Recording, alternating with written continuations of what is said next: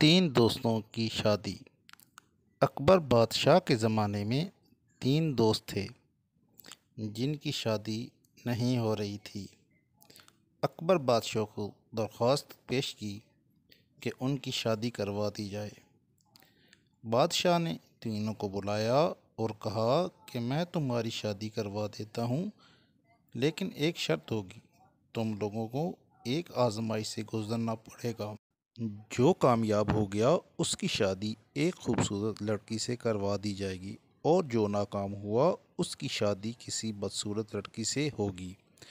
انہوں نے شرط منظور کر لی۔ انہیں ایک تاریک کمرے میں اکٹھا رکھا گیا جہاں مکمل اندھیرا تھا، اور بتایا گیا کہ یہاں ایک ماہ رہنا ہے۔ یہیں سب کچھ کھانا پینا سونا جاگنا ہوگا، اور کمرے میں جگہ جگہ پاپڑ رکھے گئے ہیں، ان سے بچنا ہے کہ پاؤں کے نیچے نہ آ جائیں۔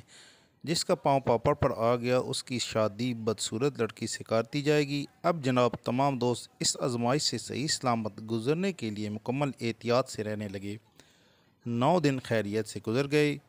10ویں دن ایک دوست کا پاؤں پاپڑ پر آ گیا، فوراً اسے سپاہی کمرے سے نکال کر لے گئے اور اس کی شادی بدصورت لڑکی سے کر دی گئی۔ اب 2 دوست خوش ہوئے کہ اب جگہ کھلی ہو گئی ہے۔ 20ویں دن ایک اور دوست کا پاؤں پاپڑ پر اور سپاہی اس سے بھی روتا روتا لے گئے۔ اب تیسرا اکیلا رہ گیا، اس نے باقی دن خیریت سے گزار لیے۔ آزمائش پوری ہونے پر اس کی شادی ایک خوبصورت لڑکی سے کر دی گئی اور وہ خوشی خوشی رہنے لگا۔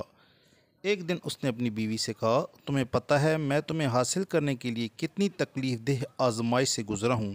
اور اس کے بعد مکمل تفصیل سمجھائی۔ پھر پوچھا، اچھا تم بتاؤ، تم نے مجھے حاصل کرنے کے لیے کیا کیا؟